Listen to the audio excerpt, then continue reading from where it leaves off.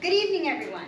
Good evening. My name is Heidi Turner, and the title of my Icebreaker speech is For the Love of Research. I thought a lot about the term icebreaker in preparation for this evening. The term originates way back to the 1st century days when pioneers first recorded their efforts to create passages through ice. Many centuries later, the literal meaning of icebreaker would give way to a more figurative translation describing the ease and tensions in business and social situations. In fact, a home group that I attend bi-monthly begins each meeting with an icebreaker in order to initiate the flow of conversation. Now, that might seem like a really nerdy way to introduce myself and to give you an insight to the window of my life, right? So the first thing I'd like to share with you about me is that I am an avid researcher. The moment a subject or topic sparks my interest, I become almost obsessively passionate about learning everything I can about the subject. This personality quirk has at times been very costly to me in relationships, but for the most part, it has served me well. I could tell you so much about my life experiences over the last 50 years. I could tell you all about growing up in the Marine Corps and moving every 2 to 3 years. I could tell you about the trauma I experienced through domestic violence and how I learned to break free from decades of shame, silence, and even broken bones. I could speak to you about the joys of motherhood and becoming a grandparent and all the challenges that I faced and the triumphant victories that I've seen through those loved ones of mine. I could tell you a story of the nearly 30 years as a real estate professional, instructor, mentor, and coach. But none of my experiences individually or collectively could speak louder about who I am than my love for research. You see, my heart and soul's passion for a continual gain of insight is what led me to the knowledge of Jesus Christ. I was raised in church. I was surrounded by lots of people who talked about heaven and hell, doing right or wrong, do this, not that. But I was brought up with an understanding that religion was just not a part of life that you were supposed to question. I always found reading the Bible to be really boring because none of it made much sense to me as a young person. So many people spoke words and quoted things out of context and didn't seem to coincide with what I was actually reading. So at the ripe old age of 25, I decided to walk away from church and religion altogether with an arrogant belief that I could find a relationship with God all on my own. Over the course of the next decade or so, my passion for research was consumed by the real estate market and all things real estate related. There were tools at my fingertips that lit up every part of my brain with excitement for new knowledge. I'd put my kids to bed, and then I would stay up until the wee hours of the morning developing my skill set so that it would outreach that of my peers, and I was proud of it. An unexpected new chapter of my life unfolded when I met a client at a listing appointment. This couple had a house to sell, and the numbers that they had in mind did not align with what the current market conditions would most likely respond to. They declared and proclaimed that they were believing in faith for what God had promised to them they would receive for their house. And I internally rolled my eyes and scoffed at their naivety.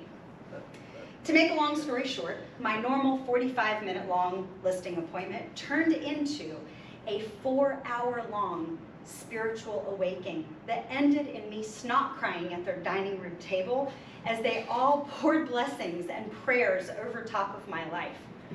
I didn't know where they went to church, but I wanted to be there. I began attending their church to this day is my own, and I started going there before their house ever even went under contract. The people there were different. The message was different, and there seemed to be this knowing that the pastor had into the insights of my life without ever even having a conversation with me. It was like he was reading my mail, and it was kind of freaky. I wanted more of this, but my rational brain wanted answers and not just a feeling. And so the obsessive research began. I read every book, listened to every sermon I could get my hands on. I cross-checked, I cross-referenced. I dived deep into the Greek and Hebrew translations, and for the first time in my life, those boring parts of the Bible came alive to me as I studied ancient history. I studied prophecy and mathematical statistics, until one day it all made sense. There was no denying Jesus. Even though I had always accepted what my mom and my grandma had taught me about Jesus to be true, because I didn't perceive them to be liars, it was my passion for research that sealed the truth in my heart through a revelatory knowledge. And that sounds kind of like a contradiction, doesn't it? Because revelatory knowledge is directly through divine insight. I believe God knows specifically how to reach all of us who are willing and open to hear from him. And he knew just how to reach me through the studying of his word and the history of his love and presence. I am still to this day an avid researcher. In fact, a lot of my friends pick on me because I have a lot of seemingly useless knowledge up here that stems from deep diving into a study of something that I decided to become obsessive over. My gratitude for this gift of this odd personality quirk that makes up a large part of who I am is immeasurable, though, because ultimately it led me to the knowledge that I am a daughter of the Most High God through Jesus Christ, who is the foundation of my entire life. I am a new creation in him. I have since learned to not only rely on my research, but also to rely on the Holy Spirit who lives inside of me. And that family that I met with over 16 years ago, their house sold for exactly what God told them it would, and through them, I have been infinitely blessed. Thank you. Great first speech. I had the pleasure of evaluating Heidi tonight in her Icebreaker speech titled "For the Love of Research." And like I said, I want to start with right out of the gate, fantastic first speech. From your story, you said that your experience is in mentorship and leadership, and that comes through clearly as far as your comfort behind the lectern. It was very clear to us that you are a polished speaker. And it shows through. Your volume, if I was at the back wall, I could hear you clearly. Unlike a lot of speakers, you didn't come in with a little bit of self-reservation and just try to speak to yourself. You were speaking to the last person in the back row. And Ron even had to turn down his hearing aids tonight. So your story was very personable. It brought us in. It wanted us to know more about you. And I really appreciate your starting out with some of the facts of your life, the hardships and the highs, the lows and the positives and the negatives, and you're eventually coming to your Lord. I appreciate that. I'm not a practicer of religion. However, I appreciate other people's stories to their journey to finding their Lord. I can definitely appreciate that. Great use of analogy. When you were talking to your pastor, when you were selling your house, and it was like he was reading my mail. That's how well the pastor knew you from your stories and things of that nature. So that little bit of analogy right there really connected a personality for me. Some things you might want to work from is move away from the lectern. This is your space. Get out here, entertain us. You're a performer. So when you're tied to the lectern, it kind of sets up guardrails and kind of confines you to this one little space. Your notes. There's nothing wrong with using notes. I 100% use notes, and you said that you rehearsed your speech several times and that you nailed it down to about 8 minutes or so, and you were almost on the money exactly with that. Now your notes are just to use as guideposts. So every once in a while, if you look down at them, great, and you kind of have them clutched in your hand, and again, that's just from the nervousness of the very first speech that you're giving.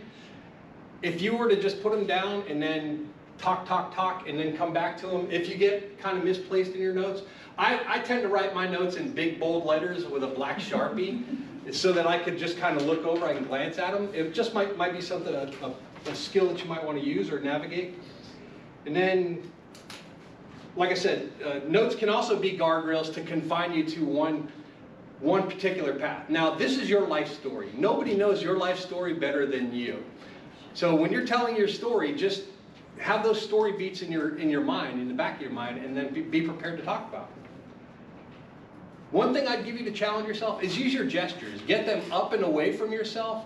It's when use them to punctuate points. Use a gesture to punctuate a point, and then again, add to your performance. And as far as like all the things on the back of this sheet, it's pretty much 5s all the way down the line. You are very comfortable as a speaker. You made great eye contact with every single one of us. You had great projection all the way to the back of the room. The one thing I kind of hit you on was the gestures, the use of gestures, or the lack thereof, because you had your notes in your hand, so it was kind of like locking down your gestures to your central core and your central body. Other than that, I thought it was a great speech, and I look forward to many, many more in your time. Thank you.